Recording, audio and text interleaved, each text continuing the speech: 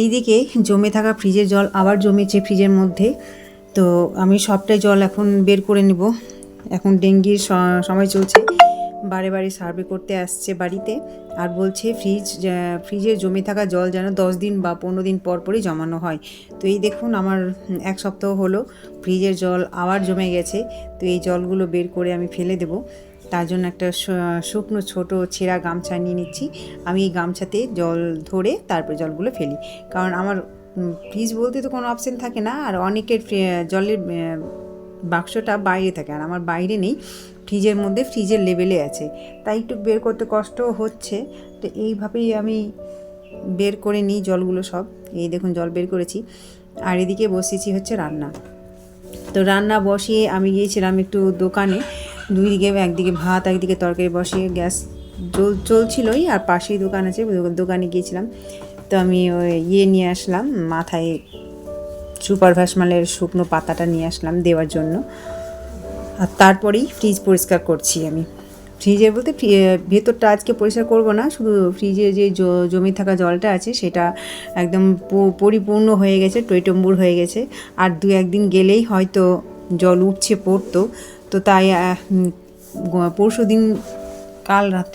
পরশু দিন রাত্রে আমি ফ্রিজ অফ করেছিলাম, কারণ বরফ জমে পাহাড়ের মতো হয়ে গিয়েছিলো। তাই 2 দিন ধরে ফ্রিজ অফ না করলে বরফ গলে না চট করে। তো যাই হোক, তো এই যে ফ্রিজ 2 দিন ধরে বন্ধ রেখেছিলাম বলেই এতগুলো জল হয়েছে।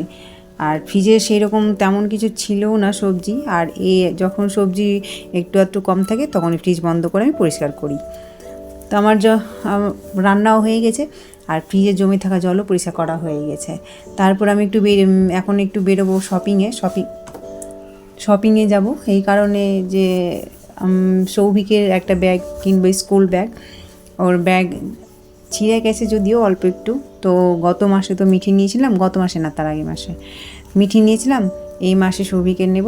আর একটু একটা কিছু কেনাকাটা করব ভেবেছিলাম, একটু শপিং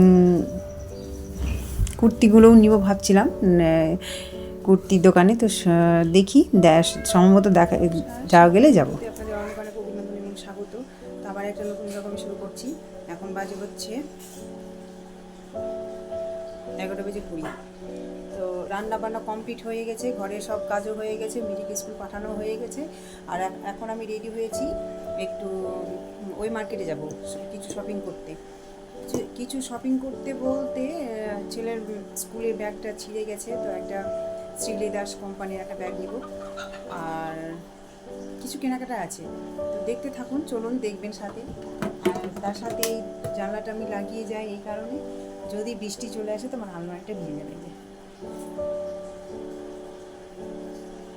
আমি জানলাটা লাগিয়ে দেবো।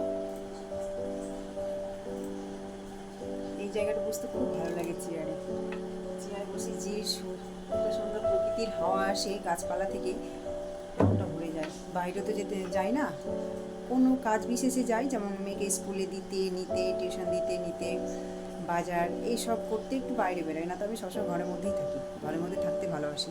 আর ঘরের মধ্যে থেকে যা অবস্থা হচ্ছে, এখানে একটু রোদের মুখটা কমই দেখতে পাচ্ছি, ঘরের মধ্যে থাকছি, বুঝতে পারছি রোদ উঠছে বৃষ্টি হচ্ছে সবই বুঝতে পারছি, কিন্তু বাইরে যাওয়ার হয় না। আর ওই যে বললাম বৃষ্টির দিন তো খুবই খারাপ লাগে এখানে, রাস্তাপথটা একেবারেই নোংরা। তো যাই হোক, এখন বেরিয়ে পড়েছি, আমি রেডি হয়ে গেছি, ছেলে রেডি হচ্ছে। আবার শপিং করে এসে আবার মেয়েকে আনতে যাব। আজকে মেয়ে স্কুলে মিটিং আছে, শুক্রবারে মিটিং হওয়ার কথা ছিল, তো অতিরিক্ত বৃষ্টির কারণে সেটা আজকে হচ্ছে, সেদিন ক্যান্সেল করে গেছে। কারণ সবাই তো হয়তো অনেকেই স্কুল পাঠায়নি মায়েরা তাদের বাচ্চাদের, আমিও তো পাঠাইনি বৃষ্টির জন্য, সকাল থেকেই তো বৃষ্টি হচ্ছিলো, তো স্কুল পাঠাইনি। তো দেখলাম পরে আর একটা মেসেজ এসেছে যে না, শুক্রবারের মিটিংটা সোমবারে হবে। আমি মনে ভাবলাম ভালোই হবে। সেই দিনই অবশ্য মনে চেয়েছিলাম যে বৃষ্টিটা যেন মিটিংটা যেন সোমবারই হয়, আজকে যেন না হয়, কারণ মিটিংয়ে কী হবে না হবে কিছুই শুনতে পাবো না। তো পরে মেসেজটা দেখে খুব একটু আনন্দই হয়েছিল যে আজকে সোমবারে মিটিং হবে, কারণ মিটিংয়ে কী হয় না হয়, কী বলে না সবই শুনতে হয় আমাকে, না শুনলে বোঝা যায় না। তো যাই হোক, মিটিংটা আজকেই হবে। আর আজকে সকাল থেকে ফুটফুটে রোদ দিয়েছে, আবার নজর না লেগে যায়, কারণ কখনো বৃষ্টি কখনো তো মেঘ। তো যাই হোক, তো চলুন দেখতে থাকুন, আমি একটু শপিংয়ে যাবো, চলুন পাশে থাকুন, সঙ্গে থাকুন। তো বাড়ি থেকে বেরিয়েছিলাম প্রায় 11:10 বা 11:15 হবে বোধহয়। তো যাই হোক, ওইভাবেই বেরিয়েছিলাম যেন বাড়ি আবার কেনাকাটা করে আমি 1টার মধ্যে ঘরে ঢুকতে পারি। আর মিঠি স্কুলে শুক্রবারে তো মিটিং হয়নি, আজকে হবে, তাই যাব। তো আমি এসেছি, প্রথমে ঢুকেছিলাম শ্রী লেদার্সের দোকানে। তো ব্যাগ খুব একটা ছিল না, একটা না দুটো ছিল, তো পছন্দ হলো না। তো শ্রী লেদার্সের আমাদের বলল যে আগামীকাল এসো। তো আগামীকাল আসা তো সম্ভব হবে না, তো তাই ভাবলাম যে আজকেই নেব। তো 2-1টা দোকান ঘুরে ঘুরে নেব। আর এরই মধ্যে এসেছি আমি একটু ঘড়ির দোকানে। ঘড়ির ব্যাটারি, আমার ঘড়ির হাত ঘড়ির ব্যাটারি শেষ হয়ে গেছিলো। তো ঘড়ির ব্যাটারি আর লাগানো যাচ্ছিলো না, আর ভুলেও যাচ্ছিলাম। তো আজকে মনে করে নিয়েও এসেছি। আর এই দেখুন কত রাস্তায় জ্যাম। রাস্তা পথে হাঁটতে গেলে এত ভিড় থাকে, এত জ্যাম থাকে, পার হওয়াটাই মুশকিল হয়ে যায়। তো আমার ঘড়ির ব্যাটারি লাগানো হয়ে গেল, আমি হাতে পরেও নিচ্ছি, আর ব্যাগে আর ভরছি না, কারণ মোবাইল তো ব্যাগের মধ্যে থাকে, তো সবসময় ঘড়ি দেখাটাও সম্ভব হচ্ছে না। সেই জন্য হাতেই পরে নিলাম ঘড়ি, তাহলে টাইমটা দেখতে সুবিধা হবে আমার।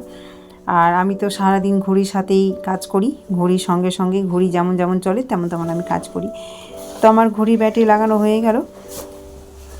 আর এরই মধ্যে এসেছি অনেকগুলো দোকান খুঁজে ফিরে ঘুরে ফিরে, তারপরে এই আর একটা দোকানে এসেছি। তো ফাইনালি এই দোকানে ব্যাগটা নেওয়া হলো।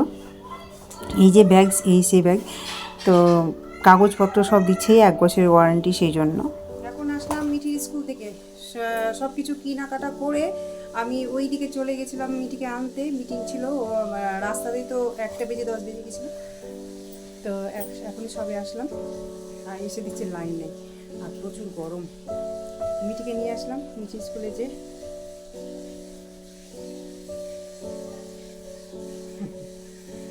লাইনে তো বোঝাও যায় না।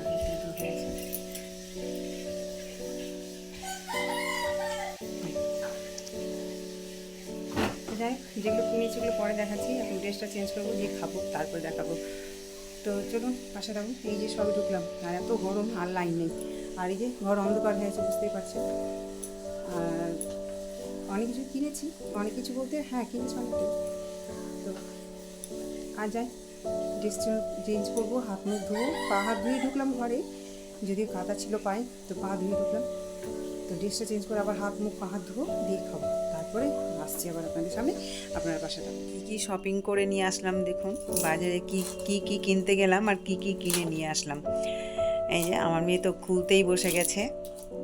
আসলে ওর গিফট, ওটা ওরই, সেই জন্য ওটা প্রথমেই ওর হাত পড়েছে। এতে সাজুগুজু জিনিস রাখা যাবে, তো কেচি নিয়ে বসে পড়েছে খোলার জন্য। এই যে নিয়ে এসেছি, এই যে ছেলের জন্য ব্যাগ। এই ব্যাগটার দাম অনেক, বাবা, ব্যাগে হাত দেওয়া যায় না, এত এত দাম।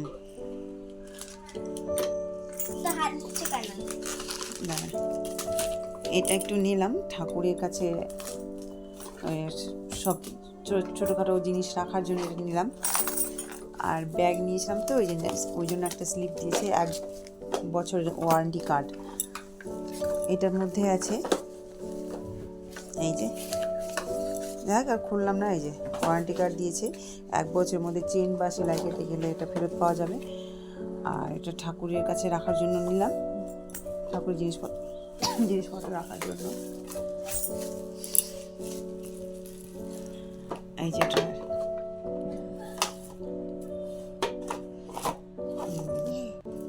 এখানে ছোটোখাটো জিনিসগুলো রাখা যাবে বললো। আর এই যে এটা একটা,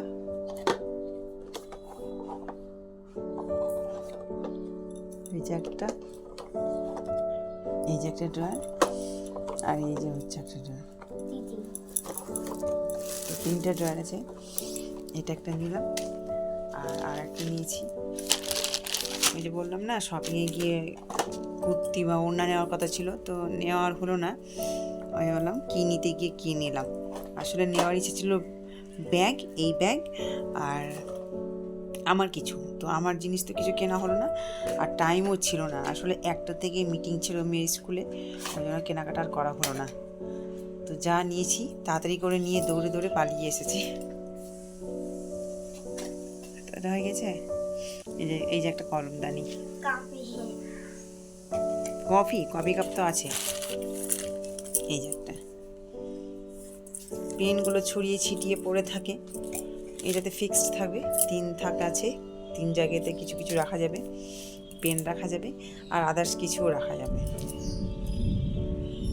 তো এই সব কিনেছি, এই হচ্ছে বাজার।